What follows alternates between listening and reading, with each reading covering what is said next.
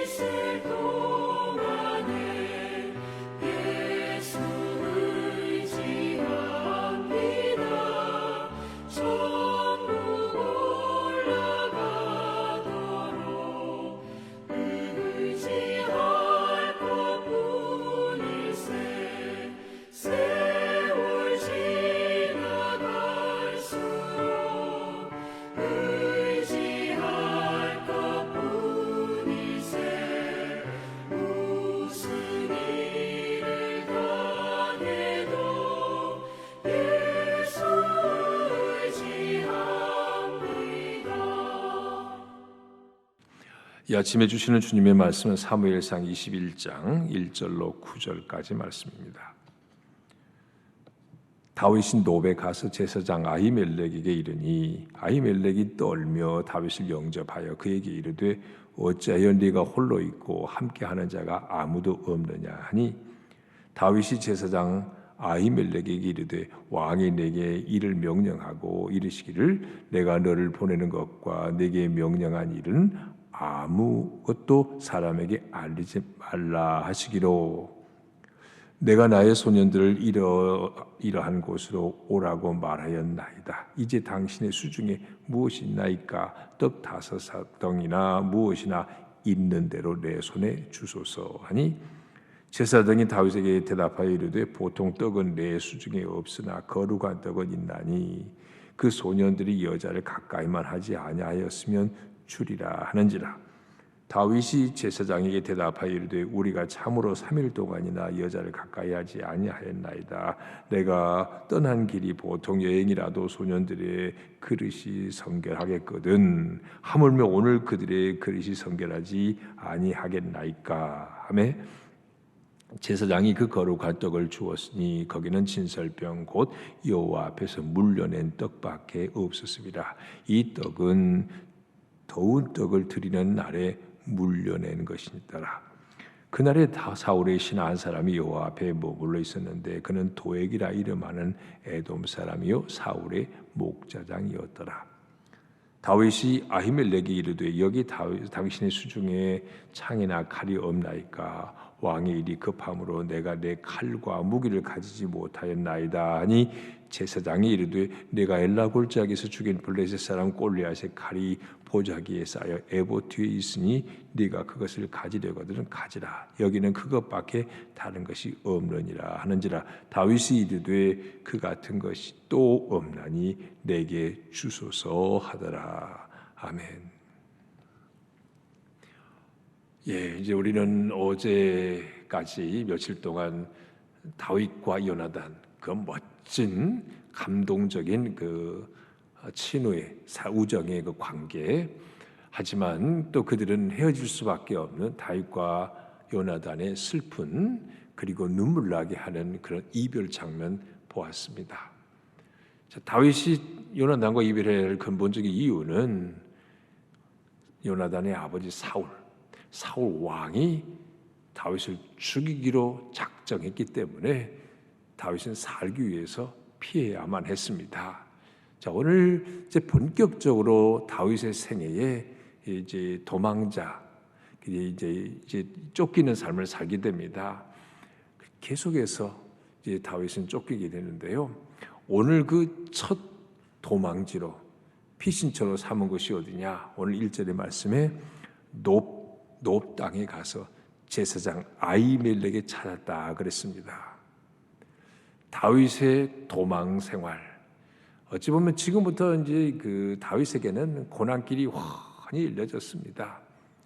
왕으로 기름 부음을 받고 난 다음부터 다윗의 여정은 순탄하지 않았어요. 물론 골리앗을 물리쳐 이길 때 전쟁 영웅이 되는 그런 영광스러운 순간도 몇 번 있기는 있었지만 이제 본격적인 이제 훈련의 시간, 하나님 면에서 볼 때는 훈련의 시간이죠. 하지만 다윗으로서는 지금 쫓기는 도망자 신세입니다.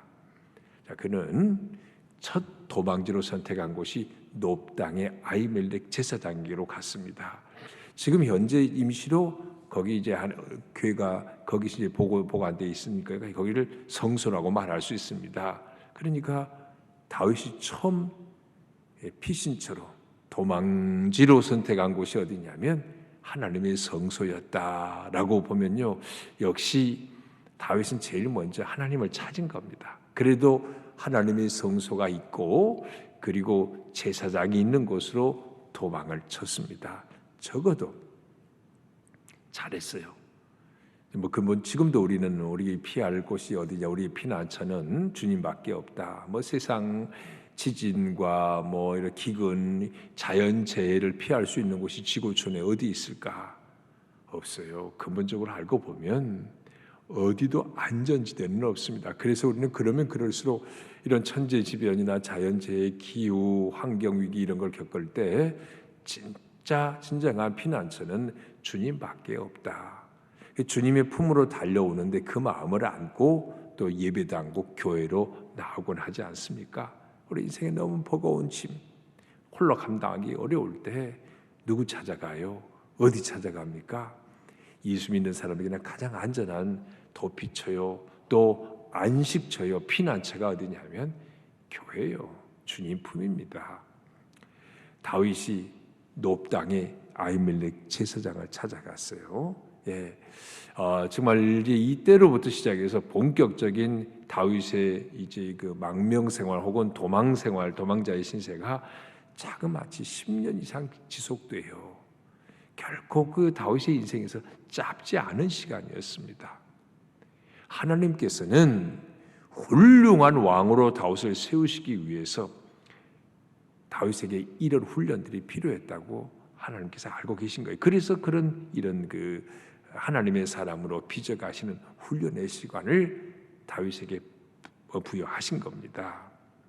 자주 얘기하지만 요셉이 꿈꾸고 13년 동안 혹독한 시련의 과정을 거쳐서 애굽의 총리 지도자가 됩니다.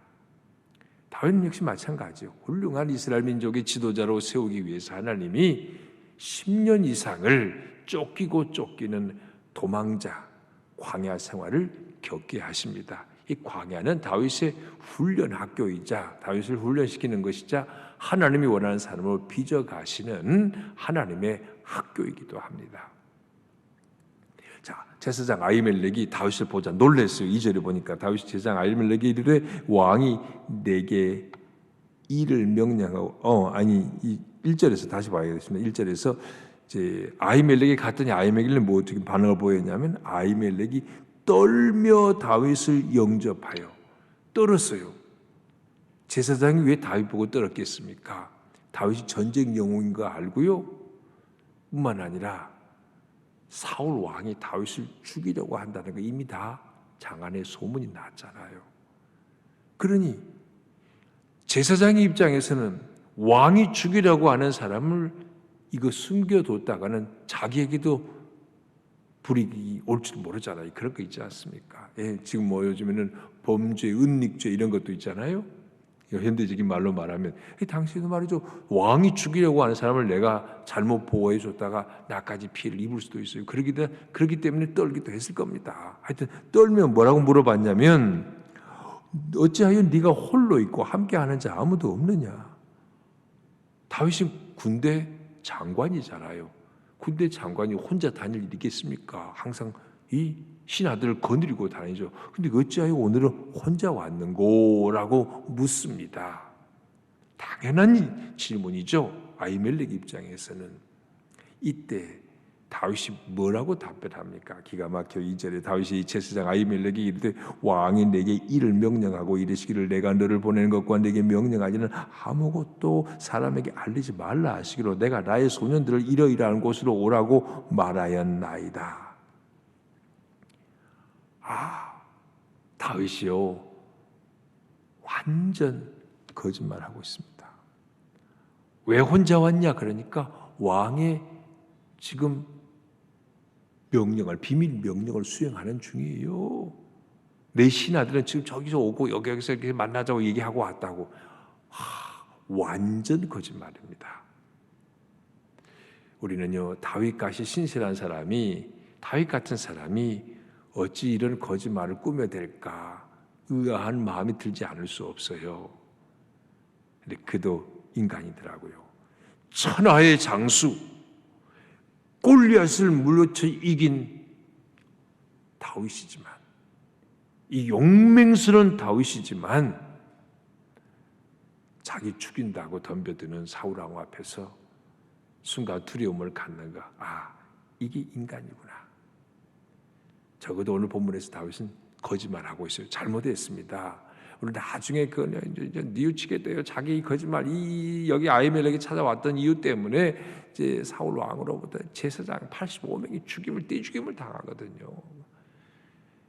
결국 불행한 결과가 오는데 어찌됐건 지금 거짓말한 것은 절대 잘한 게 아닙니다. 여기서 우리는 다윗의 연약함을 볼 수 있습니다. 다윗의 연약함이 아니라 인간적인 인간의 연약함. 연약한 사람들이 다 우리는 죽음 앞에 좀 비겁해지잖아요. 살기 위해서. 지금 지난 주일도 잠깐 주일 낙강대에서 언급했죠. 베드로. 다 주를 버릴지라도 나는 끝까지 주님 따르겠다 약속했던 호언장담했던 베드로가 대제사장의 그 집 문 밖에서 한 여종에게 그리고 그 대제사장의 뜰에서 그 사람들이 묻는 질문 앞에 여지없이 예수님 부인하고 말하죠. 나 모른다. 나 예수 모른다. 3번이나 부인하지 않았습니까? 혹시라도 죽임 당할까 봐. 예수도 신문에서 죽이려고 하는데 예수의 제자인 나 정도야. 이렇게 생각한 거죠.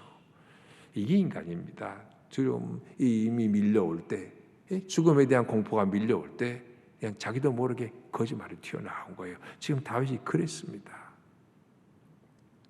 이렇게 딱 거짓말로 제사장을 속였습니다. 그러면서 오늘 본문에 크게 두 가지를 요구해요. 너무 천연덕스럽게, 천연덕스럽다는 말은 적절한 표현이는 아니지만은 정말 시집 뚝 떼고 거짓말하고 나서 말이죠, 요청한 게 있었습니다. 3절에 보니까 이제 당신의 수중에 무엇이 있나이까? 떡 5덩이나 무엇이나 있는 대로 내 손에 주소서. 나 배고파요. 먹을 것 좀 주세요. 그도 그럴 것이 왕이 베푸는 초하루 그 제사와 잔치에 사흘까지 왕이 다윗을 찾고 있는데 다윗은 어쩌면요 초하루 이틀 사흘 내내 먹을 걸 못 먹었다고 보는 게 옳습니다. 누구 사람에게 나타나면 안 돼요. 그러니까 그는 숨어서 3일을 금식했다는 것이 맞을 거예요. 거의 못 먹었어요. 그러니 이 젊은 용사가 얼마나 배고팠겠습니까? 먹을 거요. 참 좋은 그 속담은 아닌데 그냥 사흘 굶어 이웃집 담 넘지 않은 사람이 있냐 그런 말도 있잖아요. 우리 말에.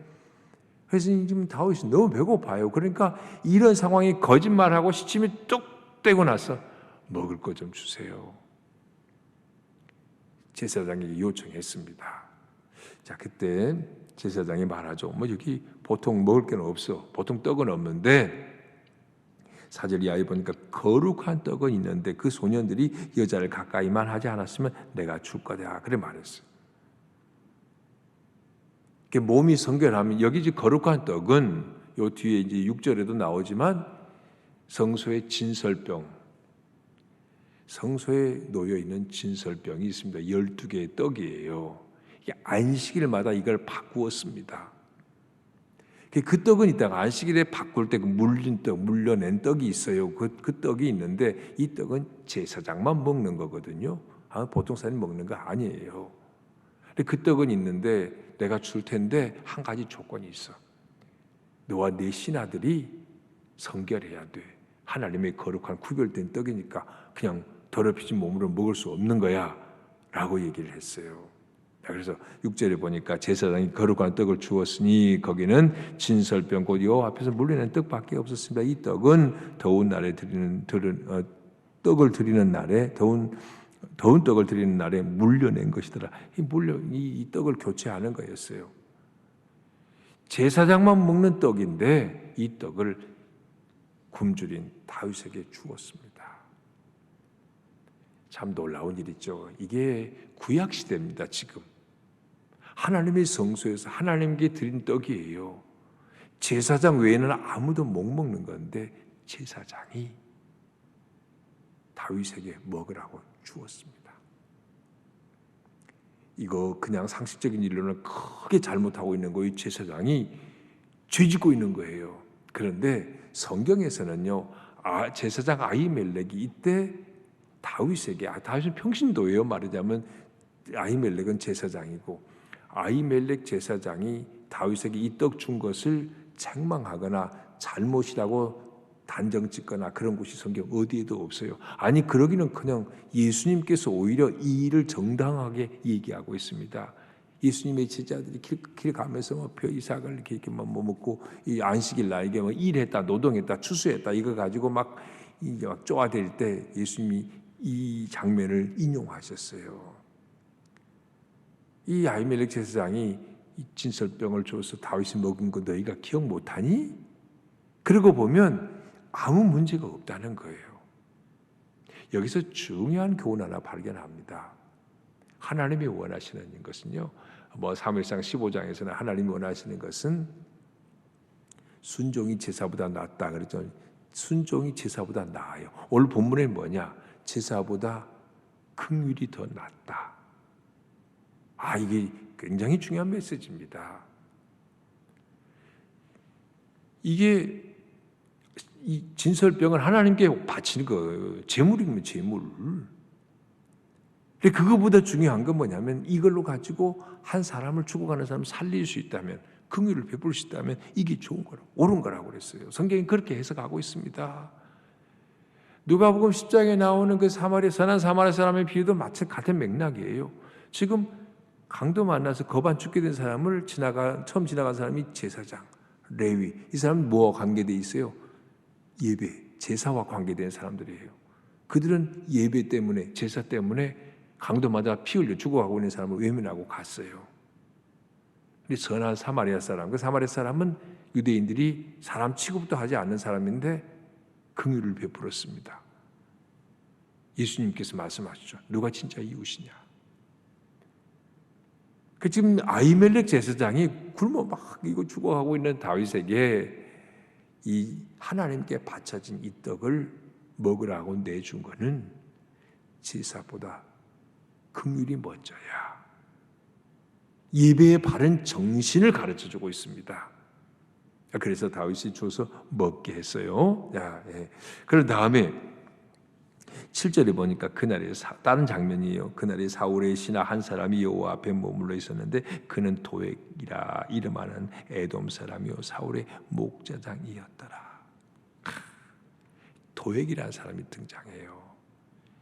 이게 뭐 드라마를 보거나 사극을 봐도 그렇잖아요. 다 엿보고 있는 사람 있잖아요. 이 순간에 사울의 목자장이라는 한 사람이 뭐 사울의 뭐 이 양들이나 짐승을 기르는 어떤 대표격이나 되겠죠. 그 사람이 사울 신하요 말하자면 어쩐 일로 지금 여기 성소에 와 있었는지 모르겠어요. 근데 이걸 지켜보았어요. 다윗과 아비멜렉 사이에 일어난 일을 딱 봤어요. 이게 이제 딱 보면 느낌이 있잖아요. 이 드라마 본다면 이럴 때 음악은요 불길한 느낌이 드는 딱 음악을 깔아줍니다. 배경음악으로. 불길한 어떤 거. 나중에 진짜 이 도액이라는 사람이 가서 사울에게 바로 고해 바치죠. 여차여차 행하더라. 이 일 때문에 결국은 제사장이 85명이 죽임을 당합니다. 불길한 사람, 딱 불길한 느낌이요. 자, 다윗이 아히멜렉에게 이제 얻어먹고 나서 정신 좀 차리고 눈도 뜨고 기력을 회복한 다음에 두 번째 요구한 게 있어요. 아히멜렉이 이르되 여기 당신의 수중에 창이나 칼이 없나이까 왕이 이리 급함으로 내가 그 칼과 무기를 가지지 못했습니다. 무기를 요구하고 있어요. 두 번째 요구하는 거예요. 그런데 때마침 아히멜렉 제사장이 마지막에 그랬죠. 제사장이 이르되 네가 엘라 골짜기에 죽인 블레셋 사람 골리앗이 칼이 보자기에 쌓여 에봇 뒤에 있으니 네가 그것을 가지려거든 가지라. 여기는 그것밖에 다른 것이 없느니라. 칼이 하나 있어요. 어떤 칼이에요? 골리앗을 쳤던 칼이에요. 다윗이 이 칼을 받아들였을 때 얼마나 감격스럽겠어요. 칼이 중요한 게 아니고 나와 함께 하셨던 하나님, 막 그때 영적으로 완전히 회복이 일어났을 거예요. 가장 위기적인 이스라엘이 다 쫄고 있을 때 하나님이 주신 놀라운 힘을 가지고 하나님의 이름으로 골리앗을 물리쳐 이기고 쓰러뜨린 다음에 칼 가지고 목을 베어왔어요. 그 칼이에요. 하나님이 함께 하심의 상징 아닙니까? 오늘 이 말씀 마무리하면서요. 결국 다윗은요. 도망을 가되 어디로 갔냐면 성소로 제사장에게 도망갔어요. 그럴 때 그 제사장을 통해 먹을 것 공개받고 칼도 받았는데 칼은 그냥 칼이 아니에요. 하나님이 함께 하심의 상징적인 칼이었습니다. 하나님께서는 당신의 택한 자를 훈련하는 중에 이렇게 고난당하고 계속 시련이 있음에도 불구하고 그때마다 하나님은 돕고 계시다는 것. 어려운 중에도 필요를 채우시는 하나님이시다라는 걸 우리가 보게 됩니다. 어떤 하나님의 언약 가운데 있는 사람은 고난이 있어도 그 하나님의 버리심이 아니고 훈련 시간이시다. 그리고 고난 당할 때 반드시 돕는 자도 붙여주신다.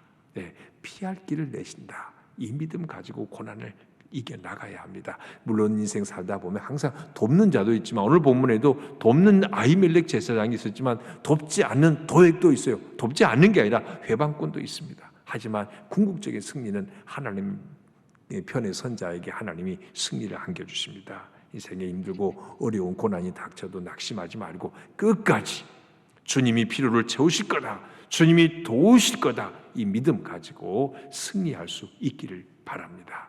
주님 감사합니다. 이 주말 아침도 주님 말씀 앞에 깨어있게 하시니 감사합니다. 세상을 사는 동안 참 힘들고 어려운 시련이 계속 닥칠 때도 있습니다. 주님 감당하기 버겁지만, 그러나 시련의 때에도 하나님이 우리와 함께 계신 믿고 끝까지 믿음으로 승리하게 하여 주옵소서. 어떤 시련과 연단과 고난일지라도 주님은 때를 따라 우리 필요를 채우시고 때를 따라 돕는 자도 붙여주십니다.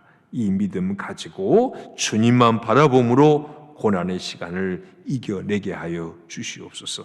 주말인데 오늘도 내일의 거룩한 주일을 예비하는 마음으로 오늘 하루를 살게 하여 주옵소서.